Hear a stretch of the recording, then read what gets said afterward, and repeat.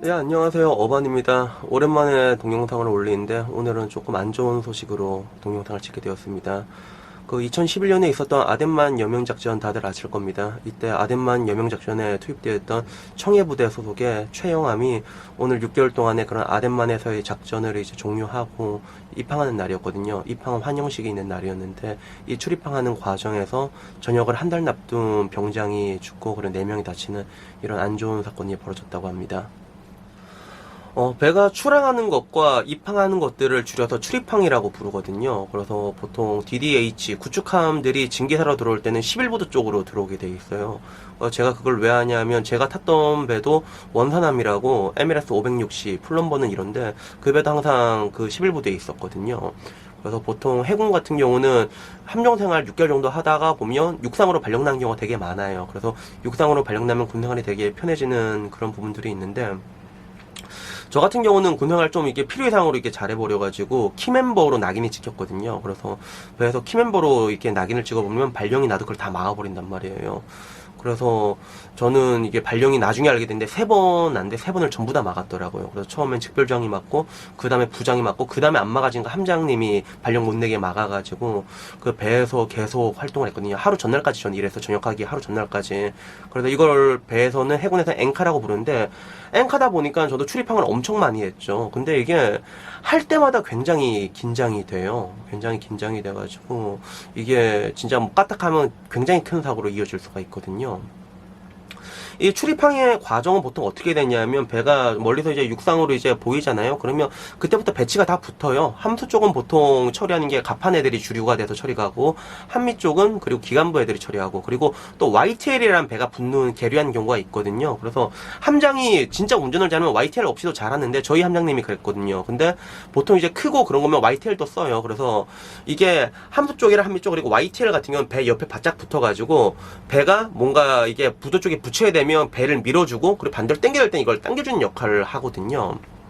그래서 배가 어느 정도 이제 그런 부두 쪽에 가까이 오게 되면 그 히빙 라인이라는 게 있습니다. 히빙 라인 같은 건 그냥 동그란 돌 같은 거예요. 돌 같은 건데 이 돌 뒤에 던지기 좋게 만들어진 돌이거든요. 이 돌 밑에 조그만 로프가 연결돼 있어요. 그리고 그 로프에 헛줄이 딱 붙어 있거든요. 그래서 어느 정도 붙으면 이제 다들 배에서 이제 이 히빙 라인에 육상을 던지는 거죠. 육상을 던지면 그때 육상에는 이미 작업원들이 나와 있어요. 그게 입항할 때 이미 보통 그 근처에 있는 배나 혹은 이제 11부대 배가 없을 때는 그 발 앞에 UDT가 있거든요. 그리고 UDT 애들이 이미 배 이렇게 오면 입항하러 오면 나와서 대기를 하고 있어요. 그러면 걔들이 이제 히빙 라인 날라오면 그걸 땡겨서 그걸 땡기면 그게 호줄이랑 연결돼 있거든요. 보통 9인치 호줄로 연결돼 있는데 그걸 이제 쭉 당겨갖고 볼라드라는 그런 구조물이 있습니다. 이렇게 한국 같은 데 보시면 약간 이렇게 돼서 검정색으로 돼가지고 되게 두꺼운 철근 구조물인데 요게 걸면 일단 육상에 일하는 애들은 여기서 일단 자기 할 일이 다 끝난 거예요. 그러면 그 다음부터 함소랑 한미랑 그리고 뭐 이제 YTL이라든가 이런 식을 통해서 함기를 통해서 다 연락을 하거든요. 그러면서 출입항이 본격적으로 이루어지는데 이 작업을 그냥 한마디로 요약을 하자면 아까 말했던 그 6개의 그런 9인치 로프 있잖아요. 요게 장력을 균등하게 먹여서 그런 부두로 이렇게 딱 붙이는 이런 일이라고, 이런 작업이라고 보시면 될 것 같아요. 배라는 거는 되게 기본적으로 정교하게 컨트롤하기가 굉장히 힘들거든요. 자동차처럼. 그러니까 방금 전 말한 최영환 같은 경우는 4,400톤이에요. 그러면 4,400톤이 일단 가는 힘이 있는데 이 관성이라는 게 또 있잖아요. 무시 못하는 물 위에서. 이거를 뭐 기간을 제어하는데도 완벽하게 제어하는 게 진짜 어렵거든요. 그리고 파도라는 변수도 있고 그래서 이거 한번 삐고 나면 그냥 부두가 다 털려요. 그냥 다 박살 나버려요. 그런 경우도 되게 많아요. 근데 이런 것들을 아까 말한 것처럼 함소랑 한미랑 뭐 YT를 붙어서 서로 이렇게 교신을 하게 되는데 여기서 한 번만 삐꾸가 나도 그러면 이게 진짜 큰 사고로 벌어지게 되거든요.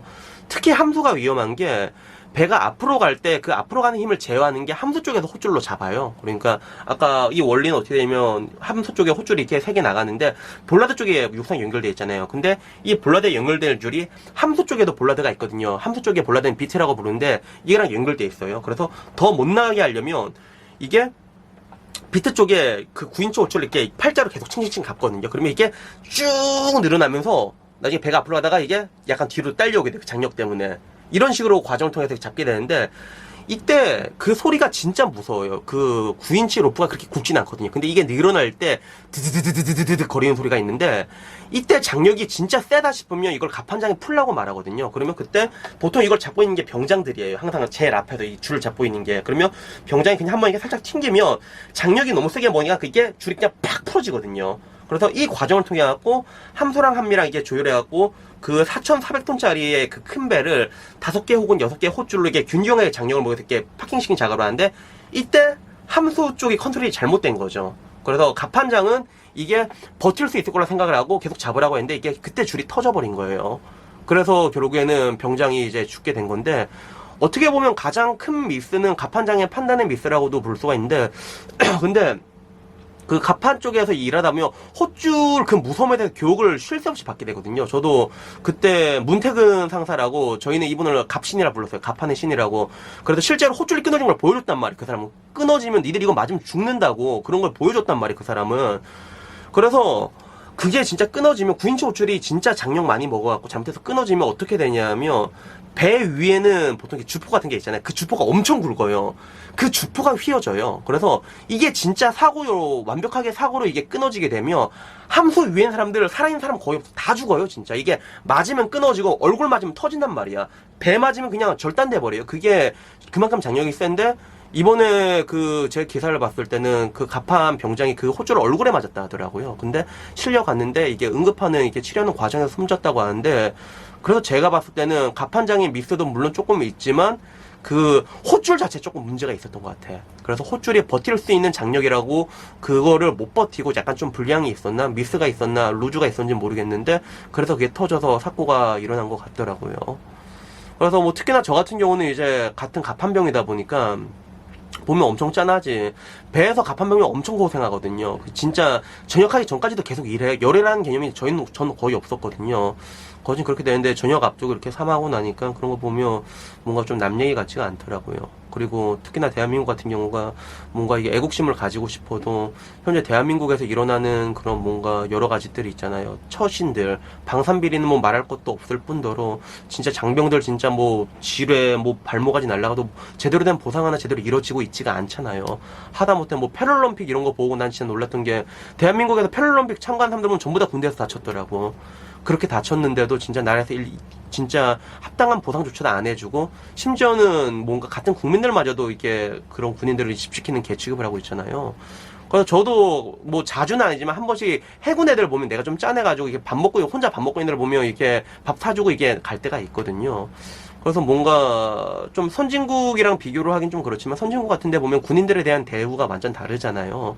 그런데 대한민국에서는 오히려 그렇게 청춘에 못 바쳐갖고 가장 아름다운 시기 2년 2개월을 공권력을 빌미로 노동력을 착취를 당하고 있는데도 그런 거 하나 안 해준다는 거 생각하면, 특히나 또 이런 사건 보면 굉장히 좀 뭔가 화가 나죠. 우라통도 치밀고, 그리고 뭐 되게 안타깝고. 근데 뭐 앞으로도 뭐 이런 일들은 계속 일어날 것 같아요. 군대라는 곳이 그런 일이 사라질 수가 없거든. 그래서 내 때만 하더라도, 내 바로 윗기소는 제가 겨울군번이었거든요. 그래서 해군들은 이제 기초군사학교에서 수영 같은 거 한단 말이야. 그때 기초교에서 수영하다가 심장마비로 죽은 사람도 있었고, 그리고 뭐 자살하는 사람들은 매번 있잖아. 그러니까 육군에도 엄청 많고, 해군 공무원 가리지 않고 진짜 힘들거든요. 많이 죽어요, 실제로. 그래서 그런 것들을 보면 진짜 앞으로도 그런 것들이 이제 어떻게, 그런 사람들이 계속 나올 거니까. 그래서 그런 거 보면 되게 짠하고, 아무쪼록 뭐 이제 군대에 계신 후배님들이 있으면 항상 이제 몸 건강하게 제대했으면 하고, 그래서 뭐 이게 이런 얘기를 했는데 그냥 뭐 마음이 좀 많이 찹찹합니다. 이런 얘기들이 나오면. 그래서 뭔가 저는 개인적으로 군대에 대한 뭔가 사회적인 인식이 좀 바뀌었으면 좋겠어요. 그래서 그런 것들에 대해서 좀 바뀌었으면 좋겠고, 그리고 아무쪼록 앞으로도 이제 제가 나라를 지켰고, 제 선배님도 나라를 지켰고, 앞으로도 후배님들이 나라를 지키겠지만 다른 거 다 필요 없고 그냥 몸 건강하게 제대하시길 바랍니다. 이상입니다.